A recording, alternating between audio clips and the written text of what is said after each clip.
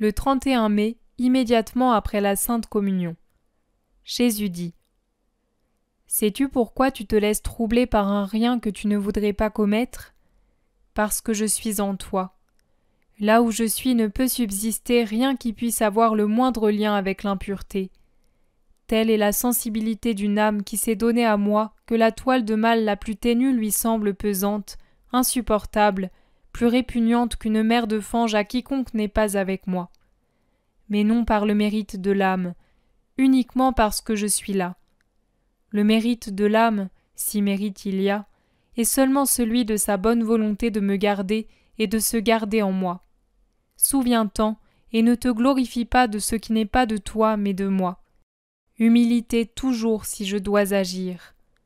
Aux yeux du monde, tu es d'une blancheur éclatante comme neige des cimes.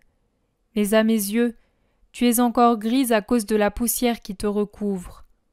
De quoi cette poussière est-elle formée ? De particules si minuscules qu'elles sont invisibles à l'œil nu. Mais ensemble, elles forment une couche grise qui salit et ternit toute chose. Il n'est pas nécessaire d'être sous des rochers pour suffoquer ou paraître laid. Un tas de poussière suffit à nous tuer par asphyxie et nous enlaidit toujours. Les rochers sont les péchés mortels, la poussière les péchés véniels. Même les imperfections sont de la poussière, plus fine mais poussière néanmoins. Et il faut l'enlever, car si elle s'accumule, quelque insignifiante et impalpable que soit chacune de ces molécules, elle finit par salir l'esprit et l'asphyxier. Le monde ne la voit pas, moi si. Il y a des choses très blanches en apparence, mais qui ne le sont pas. Il y a des choses pures en apparence, mais qui ne le sont pas. Non par leur propre volonté, mais parce que d'autres volontés les ont tachées et corrompues. Tant qu'il y a de la vie, il y a du danger. C'est la vie même qui est le danger. Regarde la neige, comme elle est blanche. Elle s'est formée dans les hauteurs, dans mon ciel. Regarde le lys, comme il est nacré. C'est moi qui en ai créé la soie.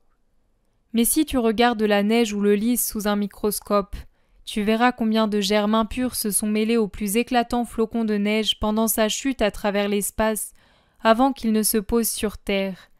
Tu verras combien de microscopiques grains de poussière souillent la soie angélique du lys à peine éclos. Et pour la neige et le lys, en tant que chose inanimée, il n'y a pas de faute si cela arrive. Mais pour l'âme rationnelle, il y en a. Car elle peut veiller et prendre des mesures. Comment ? En utilisant l'amour. L'amour est le microscope de l'âme. Plus une âme m'aime et voit les choses à travers moi, et plus elle voit les petites taches de sa conscience.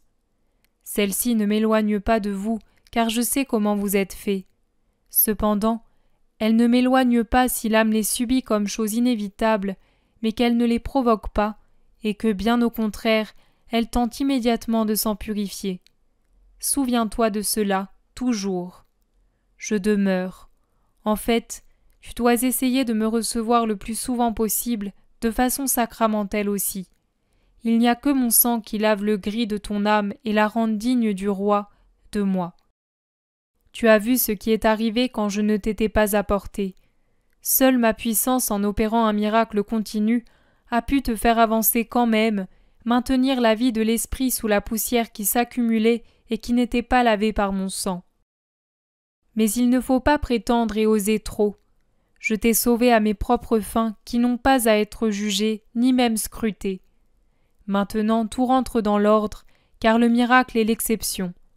Et tu dois te repaître de moi afin d'être toujours plus digne de moi en y mettant du tien, un amour infini, tout l'amour que tu peux extraire de tout ton être jusqu'à en être épuisé, une infinie volonté de bien, une attention infinie, une humilité infinie, en reconnaissant ta nullité et mon tout, et une infinie volonté de pureté. À propos de cette dernière, cela me suffit pour l'instant, et je la distingue de la volonté générale de propos comme volonté suprême. Nous vivons en temps d'alerte, et si vous n'êtes pas vigilants, l'ennemi vous frappe. Mais que sont les bombes et les attaques ennemies qui ne tuent que le corps par rapport aux embûches de l'ennemi qui veut tuer votre âme, cette âme que j'ai rachetée au prix d'une douleur et d'un sang qui n'ont pas de prix. Gravis ma montagne, accroche-toi à ma croix et veille pour toi, sur toi et sur les autres, et prie. Je t'aime, et la gaieté que tu ressens est la preuve de mon amour et du fait que tu me contentes assez. Quand je suis en paix avec un cœur, je donne la joie et la paix. C'est ça le signe. En ce qui a trait à l'avenir, que veux-tu savoir, pauvre âme? Tu n'es pas loin de la vérité, et ce matin tu l'as effleurée. Mais aurais-tu le courage de la reconnaître pleinement? Remercie ma miséricorde qui, pour l'instant, te la cache en grande partie. Prie, la Pentecôte est proche. En ce qui concerne le Père, dis-lui ceci. Celui qui vit dans la charité et la pureté est déjà sur un calvaire et il me plaît. C'est à moi de donner à chacun, de la façon que je veux, la croix qui lui revient. Va, je te donne ma paix. Maintenant c'est moi, Maria, qui parle. Ce matin, ouvrant l'Évangile au hasard, je suis d'abord tombée sur les enseignements de Jésus, chapitre 5 de saint Matthieu. Puis il s'est ouvert au premier chapitre de saint Luc. Enfin au chapitre 21 de saint Luc, du 8e au 24e verset précisément. En arrivant au 20e verset, j'ai eu un choc et un autre encore plus fort au 24e verset. Je vous en ai touché un mot ce matin. Comme à travers des voiles ou dans le lointain, j'ai compris qu'il y avait là une allusion à nous tous. Mais je ne l'ai pas vue clairement. Je suis cependant restée sous une pénible impression qui persiste telle une goutte d'amertume au milieu de la douceur qui me submerge.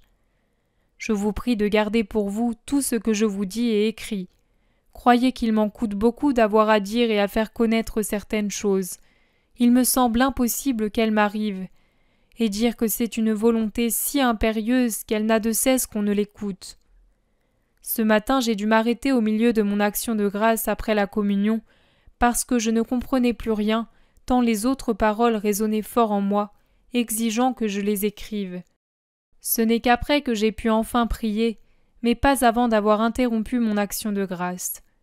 Et plus tard, l'écho de ces paroles est resté dans mon cœur, et je continue de les méditer.